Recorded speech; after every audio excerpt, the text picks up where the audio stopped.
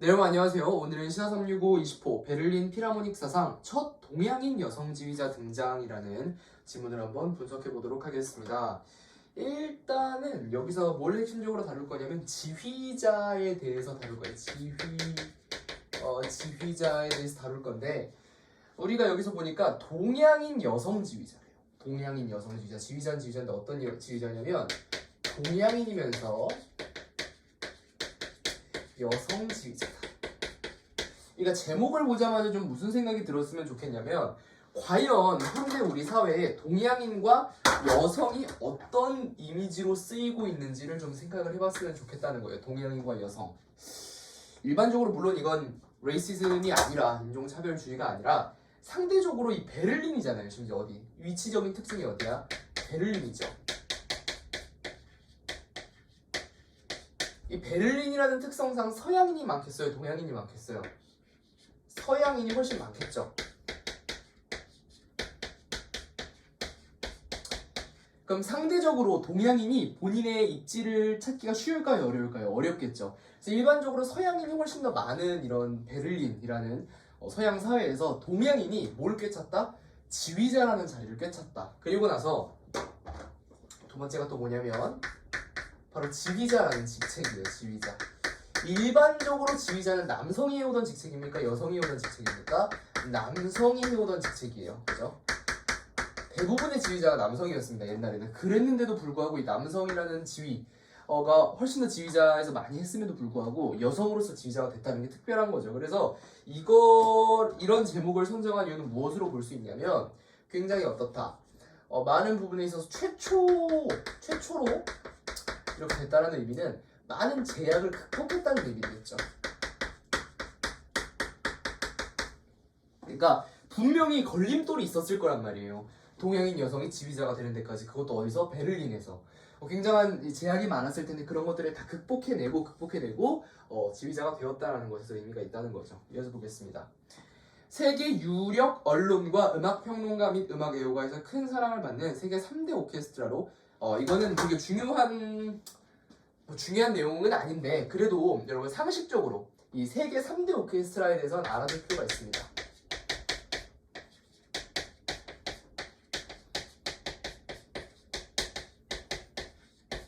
세계 3대 오케스트라에 대해서는 알아볼 필요가 있어요. 첫 번째가 어디냐면 빈 필하모닉.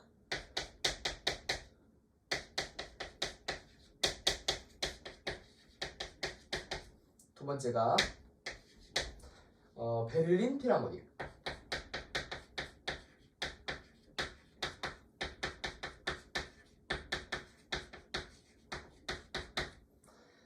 세 번째가 뉴욕 필하모닉.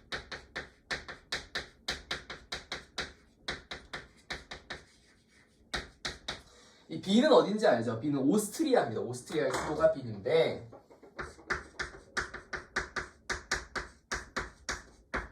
베를린은 독일이고요. 뉴욕은 미국이겠죠? 그래서 이렇게 세계 3대 오케스트라에 대해서는 여러분들이 좀 교양적으로 알아둘 필요가 있다. 이 중에 있는데 이 중에서도 베를린 필하모닉은 단원 한 사람 한 사람의 실력이 출중해 세계 최고의 필하모닉으로 인정받고 있다. 베를린 필하모닉이. 이러한 베를린 필하모닉 오케스트라를 이끄는 첫 동양인 여성 상임 지휘자가 등장해 학계의 관심을 받고 있다. 그래서 여기서 핵심은 first, 첫이라는 게 핵심은 첫. 이 동양이고 여성이고 다 필요 없고 최초는 뭐냐? 핵심 뭐냐? first라는 거. 첫 번째로 동양인 여성 지휘자라는 게 핵심인 거죠. 그죠? 봅시다. 그래서 학계에 뭐 관심을 갖고 있다 이렇게 얘기했는데 그냥 그런 거죠. 제가 아까 처음에 설명을 했다시피 동양인이 이런 서양권 문화의 오케스트라의 지휘자가 된다. 이것도 쉽지 않아.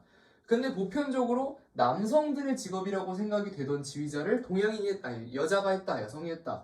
이것조차 굉장히 쉽지 않다는 거죠. 그래서 뭐 이런 거에 있어서 굉장히 큰 이상을 갖습니다. 그래서 여기서 얘기를 해주고 싶은 게 바로 핸디캡을 극복한 사례다 보통 우리 얘기하는데 이 핸디캡의 극복에 대해서 우리가 좀 이해를 할 필요가 있어요.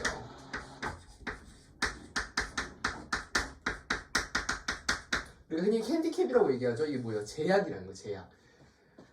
뭐 가령 이런 것들이 뭐 장애가 될 수도 있고 사회적 지위가 될 수도 있고 뭐 등등 여러 가지가 있어요. 이런 것들을 극복하고 뭔가 성공했다거나 이런 사례들을 굉장히 많이 다룹니다. 그래서 이런 글을 읽을 때 핵심은 뭐냐면 그때 당시에 사회 문화적 맥락을 파악하는 거예요. 문화적 배경을 파악하는 거예요. 그러니까 왜 오케스트라 지휘자는 여성이 되게 어려웠는지, 동양인이 되게 어려웠는지 이런 사회 문화적 배경을 파악하면서 읽는 게 굉장히 중요하고, 여기에 플러스로 뭘 파악하면서 읽어야 되냐면 극복 과정에 대해서 좀 파악하면서 읽어야 된다. 어떤 과정으로? 이 사람이 단순하게 그냥 극복한 건 아닐 거란 말이죠. 뭔가 노력을 기울였겠지 해가지고 어떤 노력을 기울여가지고 극복을 했는가, 뭐 이런 것들 위주로 좀 보면 되겠습니다. 배경을 봅시다. 알고 들으면 더 재미있는 오케스트라 교향곡. 자, 배경에서 뭐 설명하겠어요? 교향곡에 대한 상식적인 내용을 설명한다는 거예요. 볼게요. 오케스트라는 그리스어 오케스트라에서 나온 단어다. 이것은 본래 고대 그리스의 원형 극장에서 무대와 관람석 사이에 마련된 넓은 장소를 뜻하는 말이었다. 17세기 초에 음악과 연극이 결합된 오페라라는 공연이 생겨나면서 악기 연주자들이 이 공간에서 연주를 하게 됐고, 단순히 어떤 공간을 뜻하던 단어가 이제 그 공간에서 연주하는 악단을 지칭한 오케스트라로 된 것이다. 이게 무슨 말이냐면 고대 그리스의 원형 극장, 요새도 오케스트라가 이렇게 반원형으로 생겼겠지만 이런 식으로 무대가 있다고 쳐봐요. 그러면 여기 관객들 있잖아요. 여기 관객석이 있다고 쳐보자. 여기가 관객석이라고 치고 여기가 공연대라고 치면은 여기에 공간이 있죠. 여기 위에서는 뭘 했다? 연극을 했다는 거죠. 고대 그리스에서 연극을 하고 이 군대에서 악기를 연주했는데 이게 바로 뭐다? 오케스트라의 시초다라는 지금 설명을 하는 거예요. 오케스트라는 현악기, 관악기, 건반악기, 타악기로 구성되며 각각의 악기 그룹은 특정한 음색과 역할을 가지고 지휘자의 지도 아래 앙상블로서 조화롭게 연주된다. 즉 오케스트라는 하나의 거대한 악기이며 그 수많은 소리가 어우러져 음악을 완성시킨다 라고 했는데, 여기서 뭐라 그랬냐면 하나의 거대한 악기다 라고 이야기했습니다. 하나의 거대한 악기다 이렇게 얘기했습니다. 하나의 거대한 악기. 이게 무슨 말이냐면 이 오케스트라의 핵심은 하나하나의 연주가 돋보이는 것도 물론 좋겠지만 이 바이올린 2, 비올라, 첼로, 콘트라베이스 뭐 이런 것들이 다 유기적으로 결합이 돼 있는 거예요. 그렇게 해가지고 하나의 거대한 악기처럼 이렇게 시너지를 낸다는 거죠. 이걸 뭐라고 표현했어요? 여기서는 앙상블이라는 단어로 표현했죠. 해가지고 이런 것이 오케스트라의 핵심이라는 거예요. 그래서 오케스트라를 볼 때는, 연주를 볼 때는 특히 그 하나의 바이올린을 얘가 잘 켜나 못 켜나 이런 걸로 판단하면 안 돼요. 뭘로 판단해야 돼요? 이게 얼마나 잘 조화가 돼가지고 아름다운 음악을 탄생시키는지가 중요하다는 거예요. 그래서 여기서 그렇기 때문에 뭐의 역할이 중요해졌습니까? 당연히 바로 지휘자의 역할이 굉장히 중요해진다는 거예요. 지휘자의 역할이. 왜 지휘자가 중요하겠어요? 그러니까 만약에 단순하게 한 명 한 명이 악기를 잘 다루는 게 중요한 거라고 하면은 지휘자의 역할이 굳이 중요하지 않죠. 얘는 그냥 서 있으면 되겠죠. 근데 하나하나의 역할이 중요한 게 아니라 이 하나가 다 모여가지고 하나의 거대한 악기로서 앙상블을 이루는 게 중요하기 때문에 지휘자의 역할이 중요한 거죠. 왜? 지휘자가 이런 것들을 다 어떻게 해줘야 되겠어요? 컨트롤 해줘야 되기 때문에 지휘자의 역할이 굉장히 중요하다고 볼 수 있는 거죠. 그렇기 때문에 여기서 지휘자가 가진 위상이 큰 거예요. 오케스트라를 구성함으로써 우리가 연주할 수 있는 곡의 종류와 그 곡을 구성하는 소리의 조합은 더욱 무궁무진하고 다양해진다. 여기서 무궁무진하다, 그 다음에 뭔가 다양하다 이런 이야기를 했는데 무궁무진, 다양이라는 말을 했는데 이런 말을 왜 했느냐? 만약에 내가 단순하게 예를 들어서 만약에 내가 피아노 하나만 가지고 악기를 연주한다고 봐봐요. 그러면 이 피아노만 가지고 악기를 연주하는 데는 한계가 있단 말이죠. 아무리 기교를 부려도. 하지만 오케스트라로 만약에 여기서 연주를 하려고 한다. 오케스트라로 연주를 하려고 한다면 진짜 하나의 음악을 가지고 엄청나게 많은 연주 방법을 이용해서 공연을 할 수가 있어요. 가령 똑같은 베토벤의 음악이라 하더라도 템포를 조금 더 빠르게 해서 긴장감을 준다든지, 혹은 똑같은 차이코프스키의 노래라 하더라도, 음악이라 하더라도 조금 느리게 연주해가지고 조금 더 이렇게 여유로움을 준다든지 이런 식으로 마음대로 변주할 수 있다는 게 굉장히 오케스트라의 핵심적인 매력 중에 하나입니다. 그래서 그거의 또 역할이 중요한 게 뭐겠어요? 당연히 지휘자가 또 중요한 거죠. 지휘자가 그런 것들을 컨트롤하는 거거든요. 지휘자가 여기서는 천천히 연주해, 여기서는 느리게 연주해 뭐 이런 식으로 하기 때문에 여기서 또한 지휘자의 역할이 굉장히 돋보이는 부분이다 라는 거죠. 오케스트라는 악기의 구성과 규모에 따라 이름을 달리 부르기도 한다. 보통 구중주까지는 중주라 하지만 그 후부터는 오케스트라 또는 앙상블이라고 이름을 붙이는 것이 일반적이라고 할 수 있다. 그래서 우리가 중주라는 표현이 여기 나왔고요. 그죠? 중주. 그래서 오케스트라라고 나왔는데 보통 구중주까지는 중주라고 부르고 그 후부터는 오케스트라 또는 앙상블이라고 부른다. 솔직히 근데 진짜 솔직히 얘기하면 오히려 저는 이런 지문이 시험에 나올 것 같아요. 왜냐면 제가 언제 들은 얘기로는 너무 어려운 지문은 출제하는 교사조차 이해하기가 힘들기 때문에 잘 출제하지 않는다. 그렇기 때문에 솔직히 비교적 이런 게 훨씬 내기가 쉽거든요. 이런 게 뭘로 내기 쉽냐면 내용 일치불일치로 되게 내기가 쉬워요.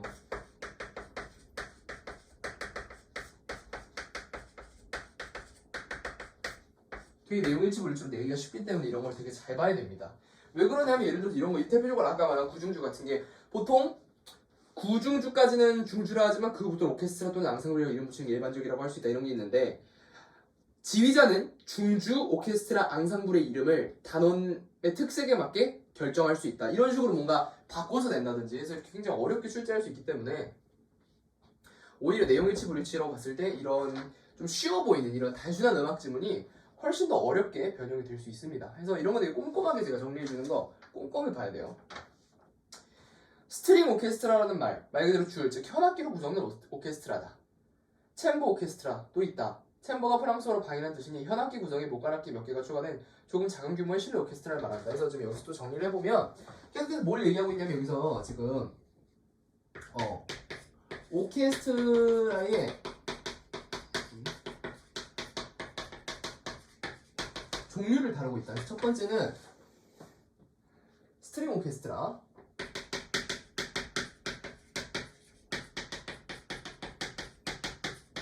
두 번째는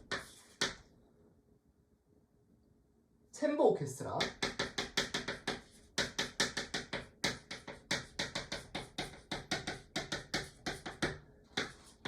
세 번째는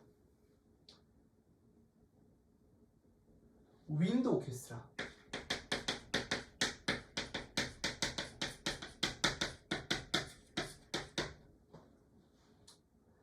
그 다음에는 뭐 브라스 밴드, 빅 밴드 이런 거 있죠.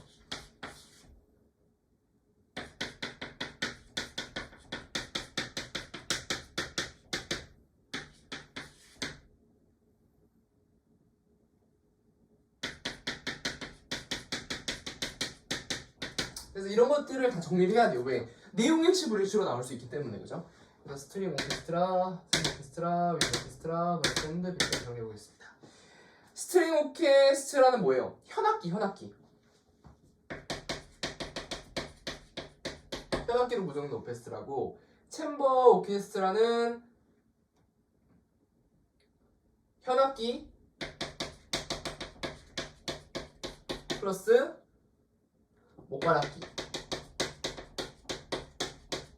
하고 얘는 소규모 실내 이렇게 써놓고요. 그 다음에 윈드 오케스트라 같은 경우는 관악기와 타악기,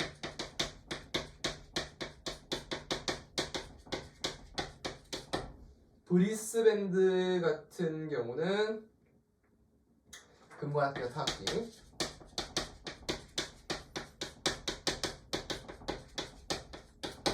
빅밴드 같은 경우는 재즈, 블루스 음악.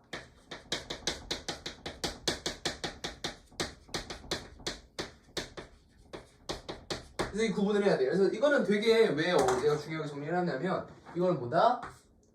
내용 일치불일치로.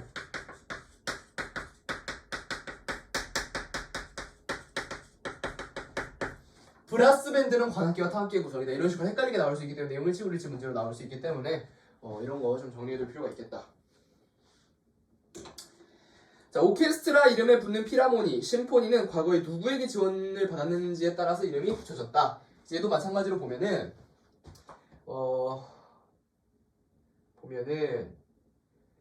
필하모니냐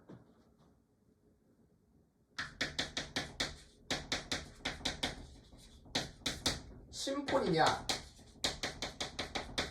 이거 두 개가 다르다는 거예요. 필하모니냐 심포니냐. 필하모니는 음악을 사랑하는 사람들의 모임이 만들어지면 사용되기 시작한 이름이며 주로 부유한 개인이나 부유한 개인 자산가들에게 후원.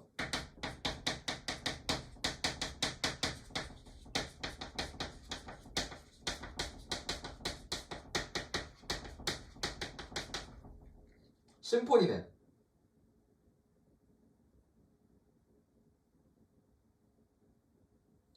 국가나 지방의 단체에게 후원.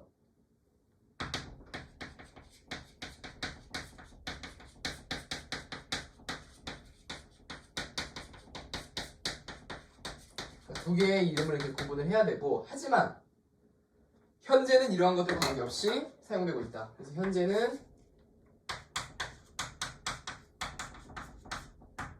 관계없다. 그러니까 이런 것도 다 내용일치 물리치로 나올 수 있겠죠. 필하모니는 국가나 지방단체 후원을 받은 단체다 뭐 이런 식으로 헷갈리게 나올 수 있으니까 얘도 마찬가지로 뭐 내용일치 물리치 문제로 나올 수 있겠죠. 그래서 이런 것들 잘 정리해두기 바랍니다.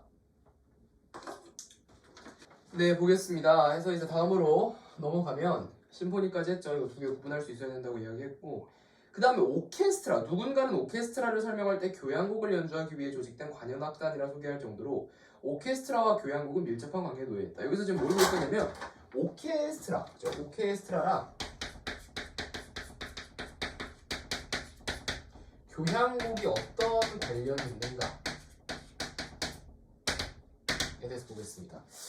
일단 첫 번째로 이야기하면 오케스트라랑 교향곡은 사실상 굉장히 좀 관련이 깊은 거겠죠. 굉장히 관련이 깊은 녀석들인 것이고, 왜 그러냐? 오케스트라가 어떻게 보면 연주를 하는 단체죠. 그룹인 거예요. 그룹. 얘네들은 얘는 그룹을 얘기하는 거, 교향곡은 송을 얘기하는 거죠. 그래서 이제 이쪽은 연주를 하는 단체라고 보면 되겠고, 교향곡은 그 노래라고 보면 되겠습니다. 이어서 설명해 볼게요.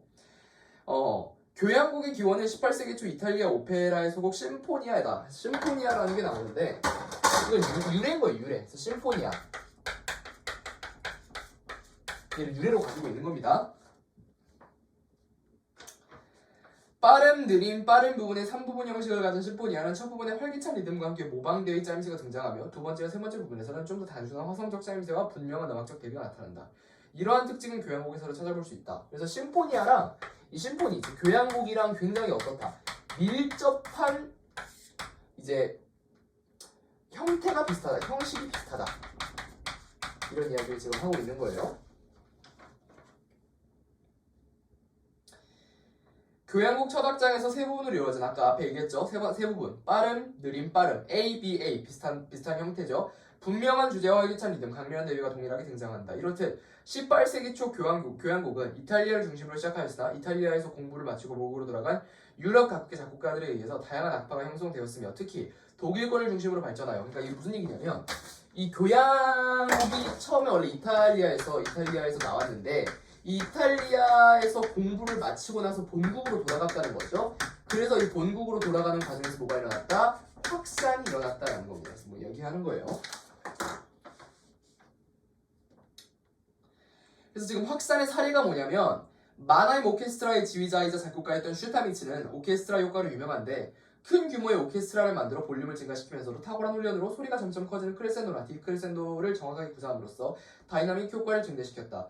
슈타미츠의 교향곡은 청중들에게 강력한 인상을 심어주었을 뿐 아니라 후대 작곡가 하이든, 모차르트, 베토벤의 교향곡에도 직접적인 영향을 끼치게 된다. 그러니까 핵심이 뭐냐면, 그러니까 그 심포니는 교향곡은 재료인 거예요.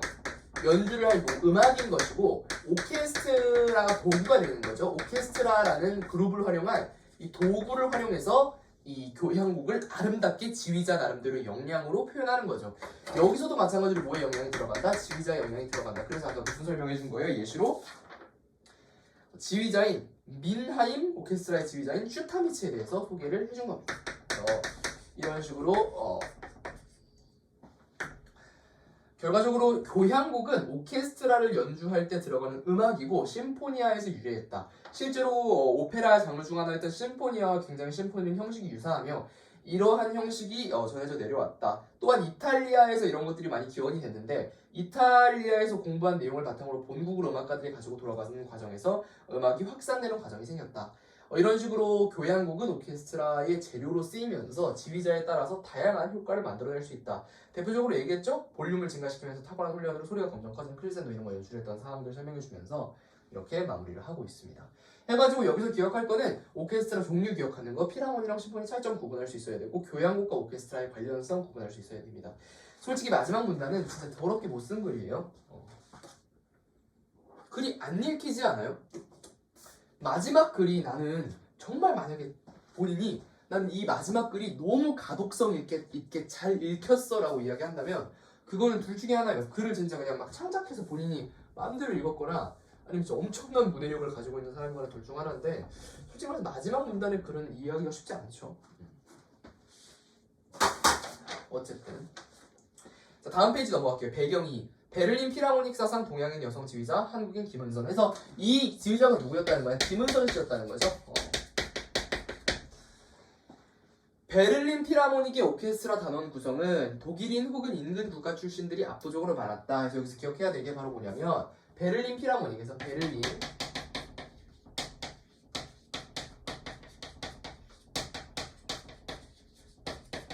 베를린 필하모닉에 대해서 얘기를 할 때 구성 인원이 애초에 어떻대요? 독일,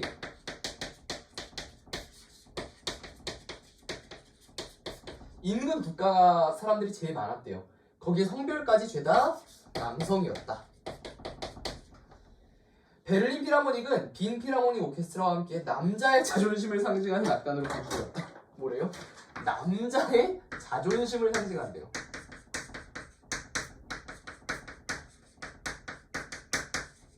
핵심은 이거야. 그러니까 이 베를린 필하모닉이라는 악단은 비단 지휘자뿐만 아니라 연주자들도 다 남성이었고 남자의 자존심까지 상징했다는 거예요. 그러니까 사실상 지휘자가 남성인 경우가 훨씬 더 많아요. 연주자가 남성인 경우보다. 연주자는 여성도 가끔씩 껴있죠. 심지어 이 베를린 필하모닉은 연주자조차도 대부분 다 남성이었다. 그런 곳에서 여성 지휘자가 나왔다는 게 굉장히 독특한 사례인 거죠. 단원부터 지휘자까지 남성으로 이루어진 보수적인 악단의 체질은 오랜 시간 지켜온 그들만의 문화이자 관습이었다. 그래서 이게 뭐예요? 관습이었대요. 그러니까 어떻게 보면 김은선 씨는 이 관습을 탈피한 사람이 되는 거예요. 그러나 1982년 카리안이 상임 지휘를 맡았을 때 여성 연주가들이 필하모닉 정식 단원으로 참여하면서 필하모닉의 남성 중심적인 문화에 변화가 생겼다. 그래서 여기 계기가 하나 나와 있는데 여기 중간에 어떻대요? 여성 연주자가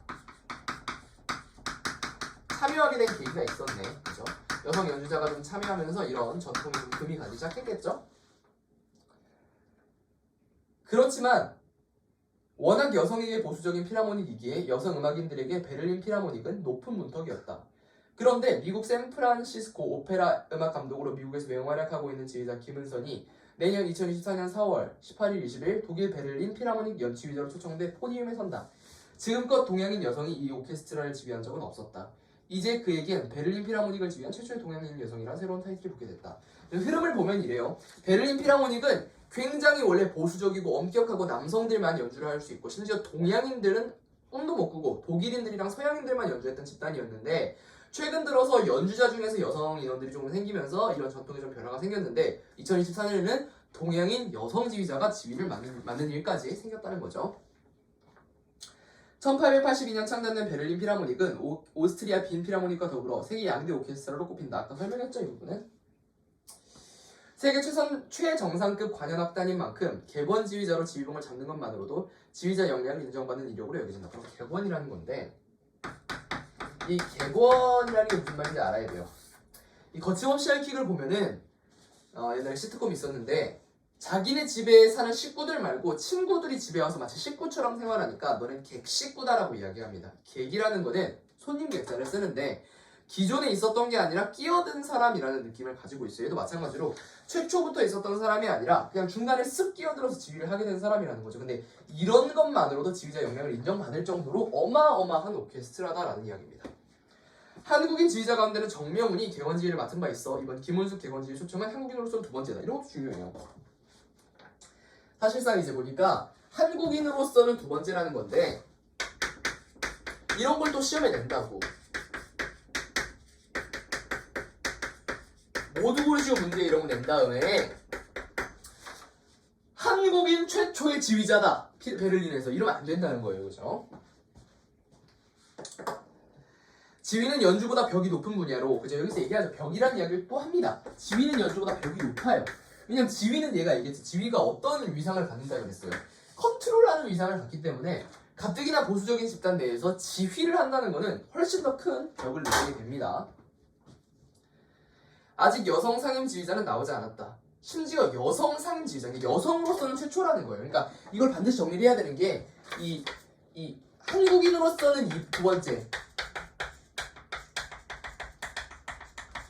하지만 여성으로서는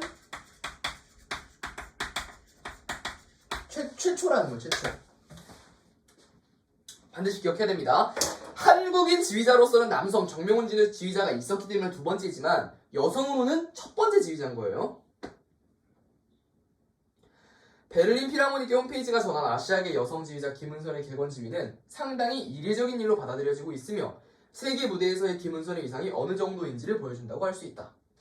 독일 슈투트가르트 음대에서 수학한 김은선은 수학했다는 거는 거기서 공부했다는 얘기죠. 2008년 5월 스페인 헤수스 로페즈 코보스 국제 오페라 지휘 콩쿠르에서 우승하며 국제무대 이름을 알렸고 이후 유럽과 북미에서 잇따라 여성 최초 기록을 세우며 음악계 변형의 중심에 섰다.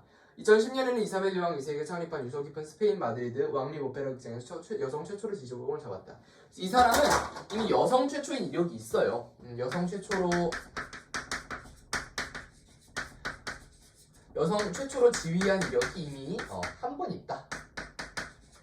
이미 한 번 있습니다. 여기서 스페인 마드리드 왕립 오페라 극장에서 20대 후반 여성 지휘자가 금녀의 벽을 허문 것이다. 그래서 금녀의 벽이라는 이야기 나오는데 금녀라는 것은 여자를 금지했다는 거예요. 그러니까 지휘자인 분야에서 여성은 발딛지 못하게 되어 있었는데 그걸 뚫었다라는 의미를 가지고 있습니다. 2019년에는 여성 최초로 샌프란시스코 오페라 음악감독으로 발탁돼 2021년부터 SFO를 이끌고 있다.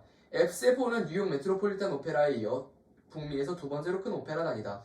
당시 뉴욕타임스는 김은선을 두고 역사를 만들고 있다고 평가했다. 역사를 만들고 있다는 얘기까지 나오는 거예요.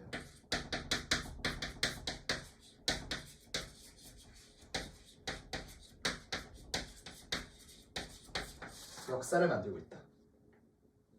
2020년에는 프랑스 최대 음악 행사인 프랑스 대혁명 기념일 콘서트의 총감독을 맡아 프랑스 국립관현단, 라디오 프랑스 합창단, 소년 합창단을 지휘하는 등 세계 무대에서 러브콜을 받고 있다. 내년 베를린 필하모닉 공연에선 소프라노 타마라 윌슨과 함께 스웬베르크의 기대 그리고 라흐마니노프의 교향곡 3번을 지휘할 예정이다. 라는 거고요. 전체적으로 무슨 내용인지 알겠죠? 과제 봅시다. 오스트 오케스트라가 교향곡을 연주하기에 적합한 이유를 서술하시오. 나와있나? 1페이지 마지막 부분에 나와있을 것 같은데 일단 오케스트라가 크죠? 왜냐면 여기서 얘기했잖아. 원래 구중주부터는 중주라고 하는데 구중주까지는 그걸 넘어가야 오케스트라다. 아무래도 심포니가 가지고 있는 특성을 보여줄 만큼 좀 규모가 큰 거겠죠. 그래서 오케스트라는 사실 뭘 기억해야 되냐면 이 규모를 기억해야 돼. 규모. 오케스트라는 꽤 크다는 거야 생각보다. 그래서 그 규모를 좀 기억을 하면 되겠고 베를린 필하모닉 동양인 여성 상임 지휘자가 어떤 상징성을 가지고 있는 서술하라. 그러니까 기존까지 일단 여성이 없었다는 거 그게 일단 메인이고 기존에 아까 설명했던 것처럼 남자의 자존심의 상징이다 뭐 이러면서 굉장히 남성적인 분위기가 지배적이었던 그런 오케스트라에서 여성 상임 지휘자를 맡았다. 즉 그 그룹을 통솔하는 지휘를 맡았다는 거는 상당히 큰 의미가 있겠죠. 최초라는 사실 여기서 핵심은 다른 걸 떠나서 최초라는 약간 역사를 만들어 나가고 있다는 그런 이미지가 제일 큰 것 같습니다. 해가지고 한번 이렇게 싹 읽어보면 되겠고요. 어쨌든 간에 핵심은 오케스트라와 사실 이 글은 김은숙 씨에 대한 글이라기보다는 김은선 씨에 대한 글이라기보다는 오케스트라의 구조에 대해서 이해를 하고 뭐 이런 것들, 그래서 요런 것들이 오히려 시험에다 많이 나올 거예요. 사실 김은선 씨가 어떤 지위를 가지고 있는지 그건 되게 단순하죠. 최초라는 거, 그게 핵심이에요. 지금 뭐 여성으로서 최초고 베를린에선 당연히 뭐 한국인은 두 번째지만 거의 뭐 전무 홍보했던 일이고 뭐 이런 것들이 메인인 건데 이런 건 누구나 알잖아요. 그렇기 때문에 오히려 이런 것들에서 시험을 더 날 가능성이 높다라는 게 제 견해고요. 사실 저도 솔직히 말해서 이 마지막 1번의 마지막 문제는 내가 능력이 떨어져서 이해를 못하는 건지 글을 거지같이 써놔서 이해를 못하는 건지는 모르겠지만 저는 후자라고 생각합니다. 뭐 이거는 무슨 말인지 도저히 이해를 못하겠어요.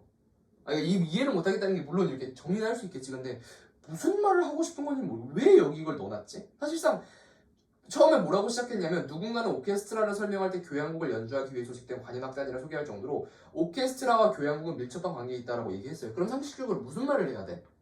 교향곡과 오케스트라의 관련성에 대해서 설명해야 되는 거 아니에요? 근데 뒤에 뭐 그런 내용이 나오나?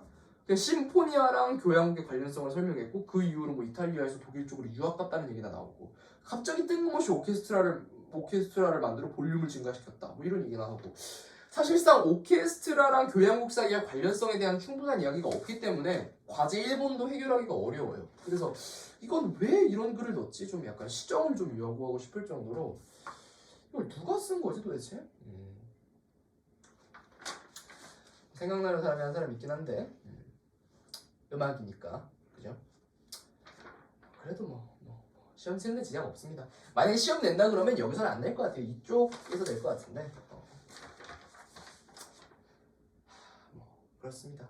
핵심은 어쨌든 내용 일치불일치로 파악할 수 있는 내용들을 잘 정리해두자. 그게 핵심이고 교향곡과 이 오케스트라의 관련성 같은 경우는 사실상 이 글을 통해서 이해하기는 어렵다고 저는 생각합니다. 왜냐하면 여기서는 교향곡과 오케스트라의 관련성에 대해서는 짚어주고 있지 않거든요. 단순하게 교향곡이 이제 원조격이라 할 수 있는 심포니아와 어떤 관련성이 있는지 그리고 나서 어떻게 해가지고 교향곡이 오케스트라에 적용되었는지 정도만 나와 있어요. 그것도 교향곡이 그냥 이탈리아를 중심으로 시작했고 이탈리아에서 공부를 마치고 돌아간 유럽 각국의 이제 지휘자들이 이걸 퍼뜨리기 시작했고 그냥 오케스트라에 적용되었습니다라고만 나와 있기 때문에 이게 사실상 뭐 논리성을 갖추고 있지는 않습니다. 네, 오늘은 여기까지 정리하도록 하고요. 다시 한번 얘기하지만 여기서 나온다면 내용 일치불일치로 나올 거니까 추론 이런 문제보다는 내용 파악을 제일 우선시 하셔야 될 것 같습니다. 네, 오늘은 여기까지 하겠고요. 마치도록 하겠습니다. 감사합니다.